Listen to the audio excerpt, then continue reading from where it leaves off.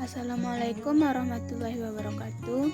Kami dari kelompok 6 yang beranggotakan yang pertama Habibur Rahman dengan NIM 1916010055. Selanjutnya Alda Nufriza Deswira NIM 1916010056. Kemudian Reski dengan NIM 1916010057. Dan yang terakhir Amalia Nafla NIM 1916010058. Baiklah, kami akan menjelaskan materi dari kelompok kami, yaitu Kaidah Asasi 4 Al-Darar Yuzal. Baiklah, saya Alda Nufriza Deswira akan menjelaskan materi yang pertama, yaitu penjelasan kaidah. Islam tidak menghendaki adanya kemudaratan bagi pemeluknya, maka harus dihilangkan jika ada. Para ulama berbeda pendapat tentang perkataan daror dan diror. Yang pertama, Al-Husaini mengartikan al-darar dengan bagimu ada manfaat, tapi bagi tetanggamu ada mudarat. Sedangkan al-diror diartikan dengan bagimu tidak ada manfaatnya dan bagi orang lain memudaratkan. Yang kedua, ulama lain mengartikan al-darar dengan membuat kemudaratan, dan al-diror diartikan membawa kemudaratan di luar ketentuan syariah. Contoh, jika seorang tetangga membuat saluran air untuk rumahnya yang menyebabkan kerapuhan tembok rumah tetangganya sehingga dapat membuatnya roboh, maka pembuatan saluran air ini tidak diperbolehkan karena alasan ini bahaya yang begitu jelas di dalamnya.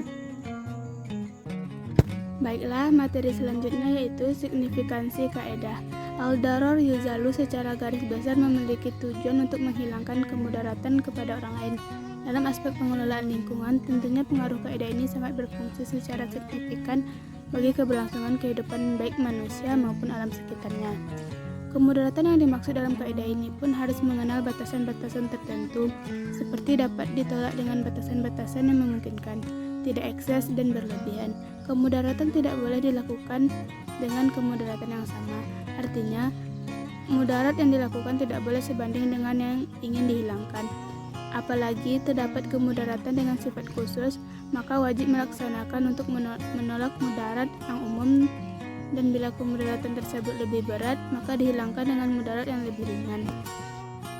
Kemudaratan yang telah lama terjadi tidak boleh dianggap sepele sehingga diabaikan karena pada setiap kemudaratan terdapat konsekuensi tersendiri.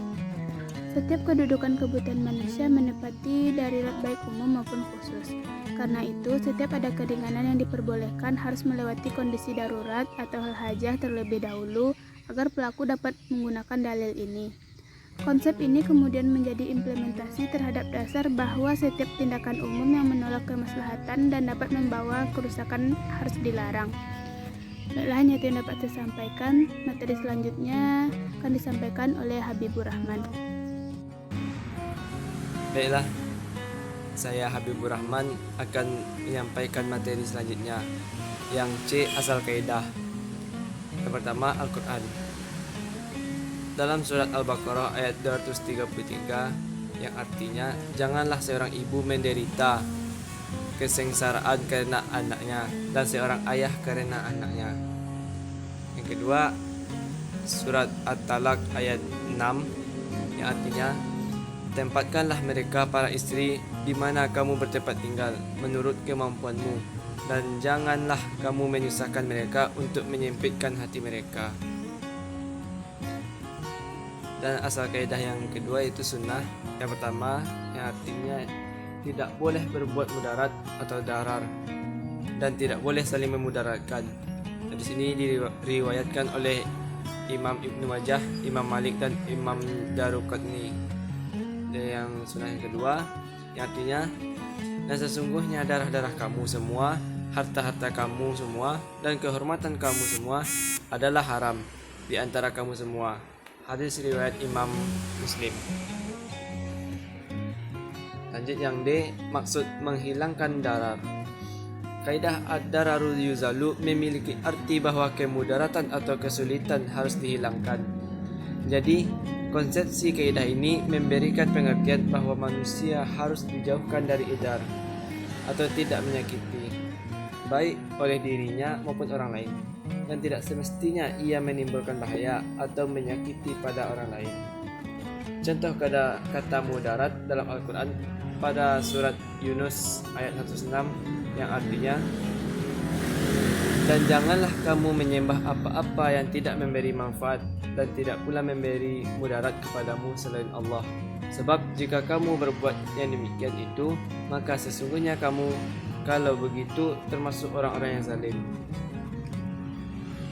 Inilah yang akan lanjut menyampaikan materi selanjutnya yang akan disampaikan oleh Amalia Nafla. Aplikasi kaidah. Contoh-contoh. Berikut ini beberapa contoh tentang kaidah. Yang pertama, larangan menimbun barang-barang kebutuhan pokok masyarakat karena perbuatan tersebut mengakibatkan kemudaratan bagi rakyat. Yang kedua, larangan menghancurkan pohon-pohon, membunuh anak kecil, orang tua, wanita, dan orang-orang yang tidak terlibat peperangan dan pendeta agama lain adalah untuk menghilangkan kemudaratan. Yang ketiga, kewajiban berobat dan larangan membunuh diri juga untuk menghilangkan kemudaratan. Yang keempat, larangan murtad dari agama Islam dan larangan mabuk-mabukan juga untuk menghilangkan kemudaratan. Contoh dalam kehidupan sehari-hari, misalnya, seseorang yang memonopoli suatu jenis barang atau makanan lalu dia menyimpannya. Ketika harga pasar barang tersebut naik, dia menjualnya dengan harga yang sangat tidak wajar. Maka pemerintah berhak untuk memaksanya agar menjualnya kembali dengan harga yang wajar. Materi selanjutnya akan dibacakan oleh Reski. Baiklah, saya Reski akan menyampaikan materi yang selanjutnya, yaitu forok. 1. Kemudaratan itu membolehkan hal-hal yang dilarang. Tidak semua keterpaksaan itu membolehkan yang haram. Namun keterpaksaan itu dibatasi dengan keterpaksaan yang benar-benar tiada jalan lain kecuali hanya melakukan itu. Dalam kondisi ini, maka semua yang haram dapat diperbolehkan memakainya.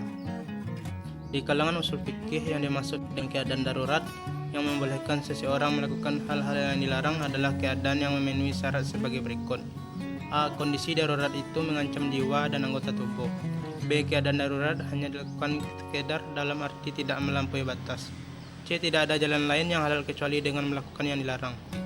2. Apa yang diizinkan karena adanya uzur maka keizinan itu hilang manakala uzurnya hilang. Misalnya seseorang yang ingin berwudu, ia tidak bisa menemukan air untuk menjalankan sholat, maka orang ini diperbolehkan untuk tayamum.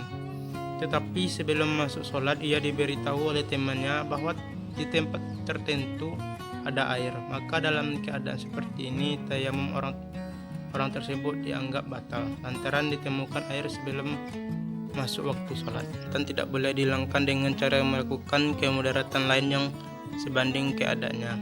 Misalnya seorang debitur tidak mau membayar hutangnya padahal waktu pembayaran sudah habis, maka dalam hal ini tidak boleh kreditor mencuri barang debitor sebagai pelunasan terhadap hutangnya. 4.